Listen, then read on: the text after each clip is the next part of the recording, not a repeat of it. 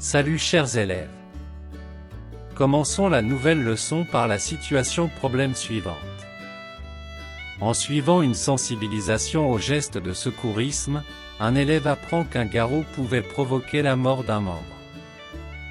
Il sait que les éléments, dioxygène, nutriments, nécessaires au fonctionnement de l'organe se trouvent dans le sang et en voyant qu'un garrot comprime le membre, il se demande pourquoi il serait si dangereux.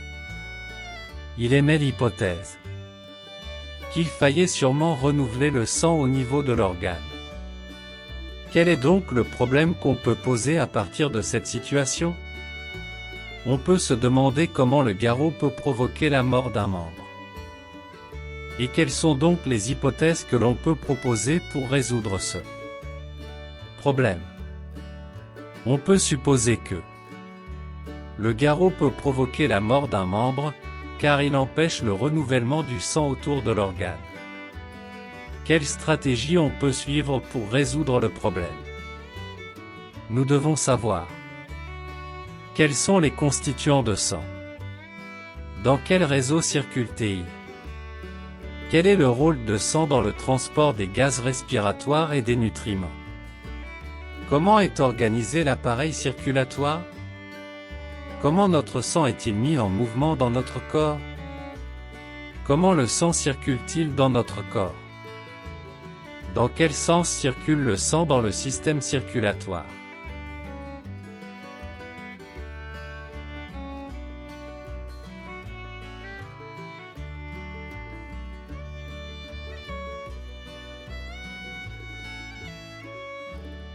En passant par les villosités et les alvéoles, le sang s'approvisionne en nutriments et en dioxygène, puis il les transporte vers l'ensemble de nos organes.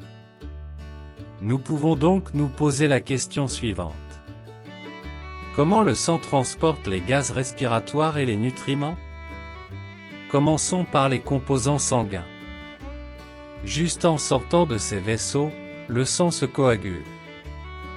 Pour l'observer, il faut empêcher cette coagulation. Afin d'empêcher la coagulation du sang, des anticoagulants tels que l'oxalate d'ammonium doivent être ajoutés. Il existe deux méthodes de séparation des composants sanguins. Repos ou centrifugation. Mais qu'est-ce qu'une centrifugation? La centrifugation est une technique qui utilise la force centrifuge pour séparer les différents composants d'un fluide comme le sang. Après quelques instants, on obtient le sang sédimenté, ce qui permet de constater la présence de trois composants de base. Plasma, liquide jaune clair, environ 53%. Globules blancs et plaquettes, moins de 1%. Globules rouges ou hématies, 46% environ.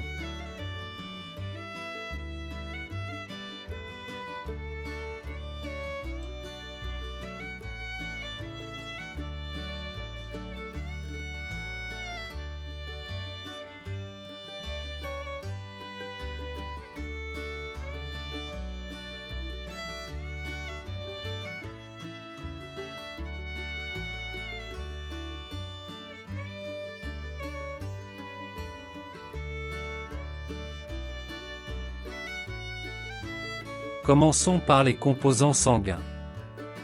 Juste en sortant de ces vaisseaux, le sang se coagule.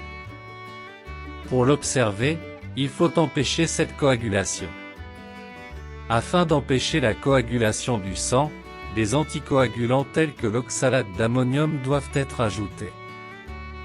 Il existe deux méthodes de séparation des composants sanguins. Repos ou centrifugation. Mais qu'est-ce qu'une centrifugation? La centrifugation est une technique qui utilise la force centrifuge pour séparer les différents composants d'un fluide comme le sang.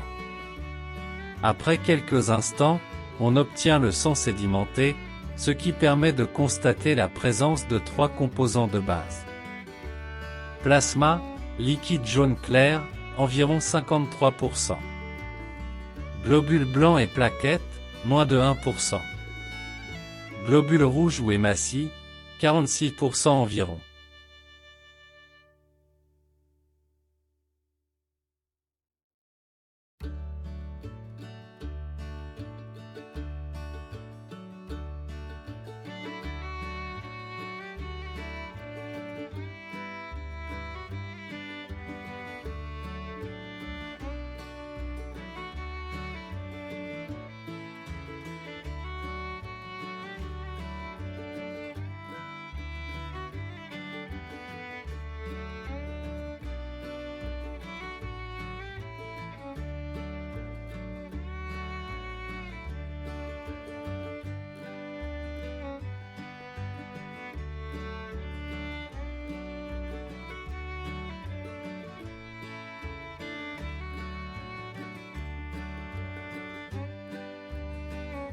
L'analyse chimique du sang montre que le plasma contient des protéines dissoutes, des composants organiques, des composants minéraux, des déchets et des gaz.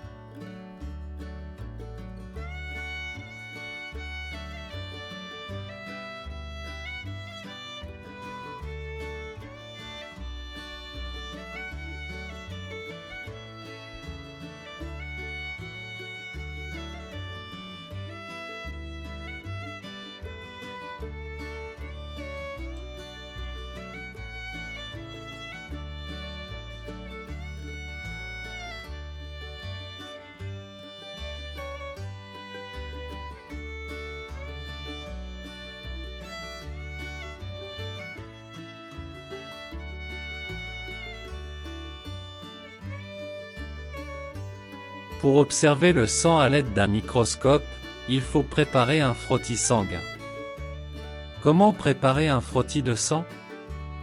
On met une goutte de sang frais sur une lame, puis on l'étale avec une lamelle. On ajoute un colorant et ensuite la préparation est observée à l'aide d'un microscope. On peut en conclure que le sang se compose plasma, liquide où baignent les cellules sanguines, globules rouges ou hématies, nombreux environ 5 millions par millilitre de sang. Ils ont une forme de disque biconcave, dépourvu de noyau et renferment une protéine colorée appelée hémoglobine. Les globules blancs ou lymphocytes, moins nombreux, existent sous deux formes, mononucléaires et polynucléaires.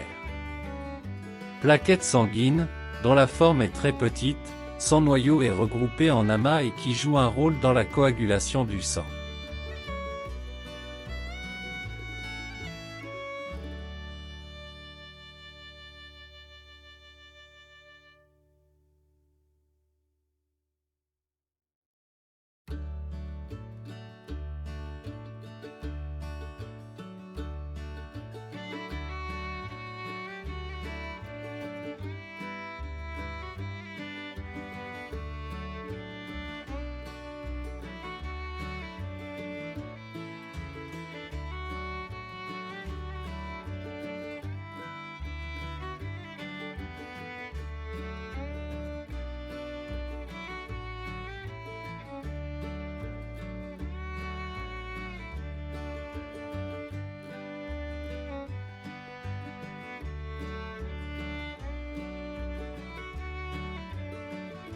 Le sang se compose plasma, liquide où baignent les cellules sanguines, globules rouges ou hématies, nombreux environ 5 millions par millilitre de sang. Ils ont une forme de disque biconcave, dépourvu de noyau et renferment une protéine colorée appelée hémoglobine. Les globules blancs ou lymphocytes, moins nombreux, existent sous deux formes, mononucléaires et polynucléaires. Plaquettes sanguines, dont la forme est très petite, sans noyau et regroupée en amas et qui jouent un rôle dans la coagulation du sang.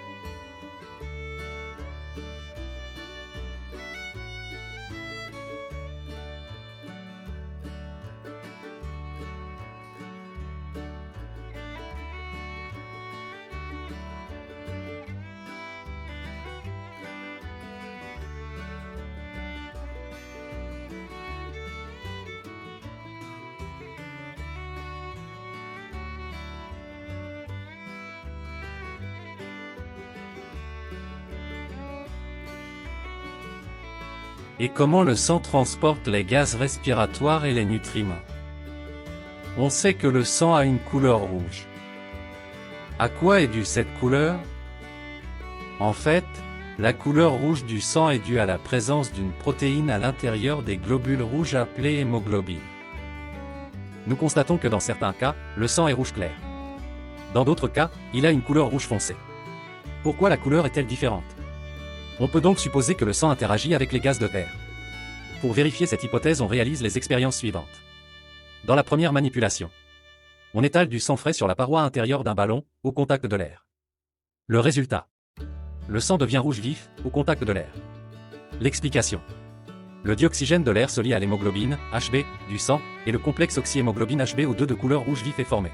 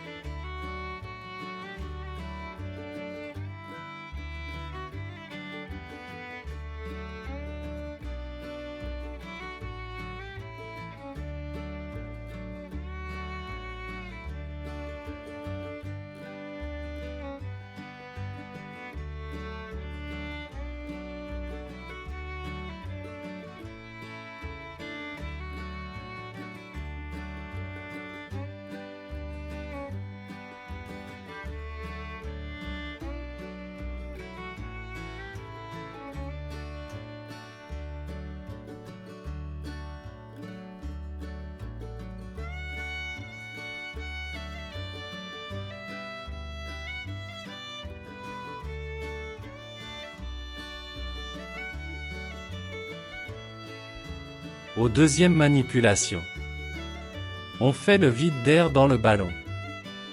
Résultat. Le sang devient rouge sombre. Explication. Quand le milieu est pauvre en oxygène, le complexe HbO2 se décompose et l'hémoglobine se retrouve seule et sa couleur devient rouge sombre.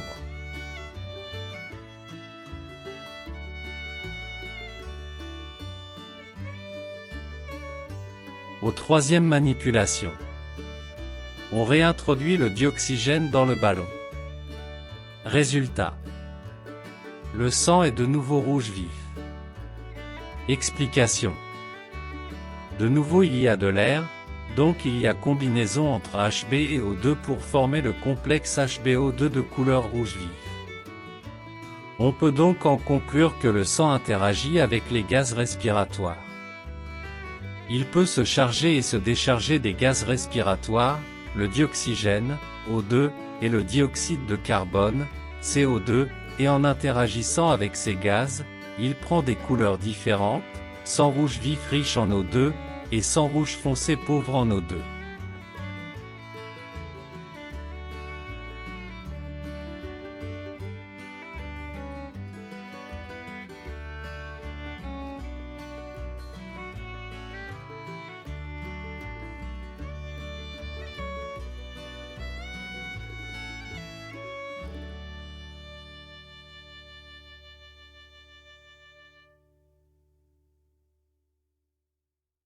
Et comment donc le sang transporte l'O2?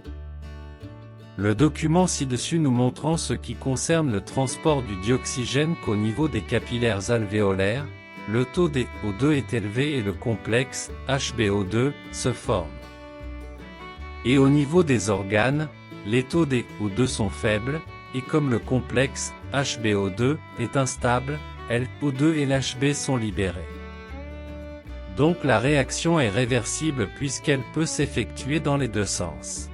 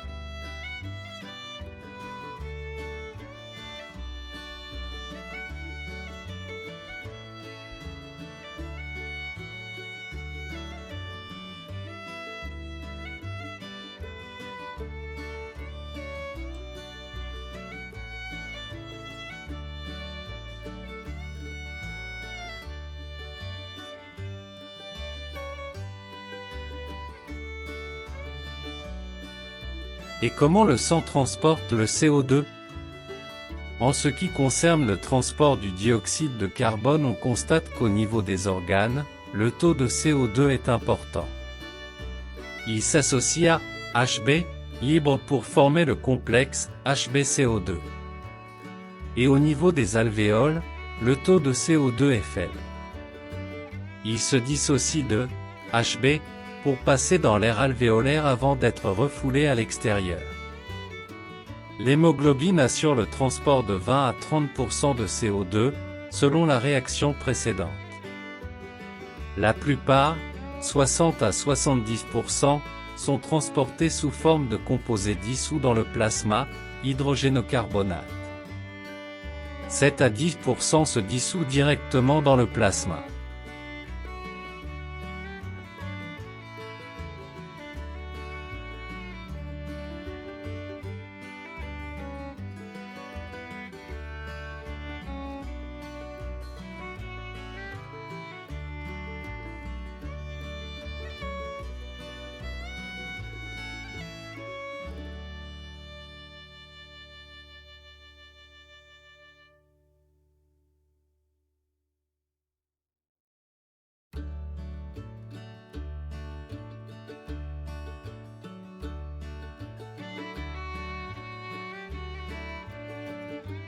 Et comment les éléments nutritifs sont-ils transportés par le sang? Exercice intégré. Le tableau suivant montre la concentration de nutriments dans le plasma avant et après un repas. Question à analyser le tableau. B. Donner une conclusion. Réponse à la concentration en nutriments, glucides, acides aminés, lipides, dans le plasma est très basse avant le repas. Après le repas, leur concentration a augmenté. B. Grâce au plasma, le sang transporte les nutriments vers les organes. Conclusion. Nous pouvons en déduire que le sang transporte les nutriments dissous dans le plasma, des villosités de l'intestin aux cellules de nos différents organes. Cependant, les cellules ne sont pas en contact direct avec les capillaires sanguins, mais elles baignent dans la lymphe interstitielle, laquelle se forme à partir du plasma.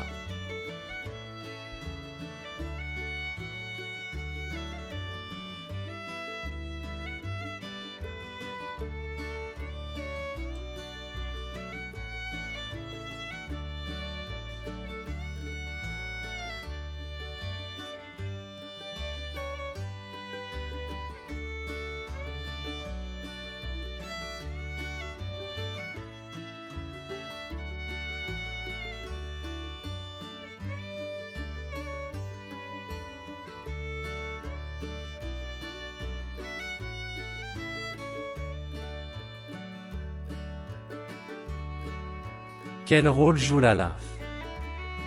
Le présent document illustre les échanges entre les cellules et le milieu interne, sang et lymphe. Question. 1. Préciser les besoins de la cellule et citer les déchets rejetés. 2. Conclure le rôle du lymphe interstitiel.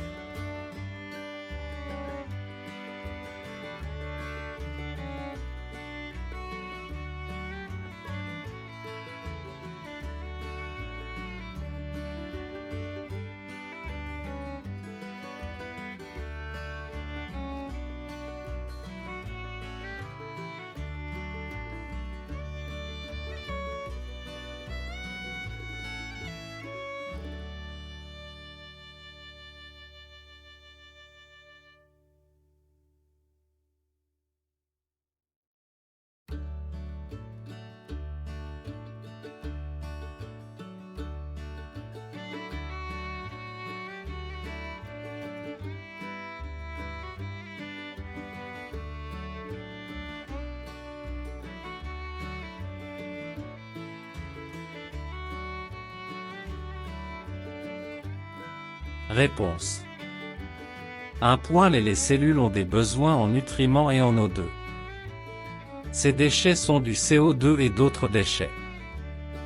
2. La fonction de la lymphe interstitielle consiste notamment à apporter aux cellules les éléments nutritifs et à évacuer les déchets cellulaires. Il est donc un intermédiaire entre le sang et les cellules.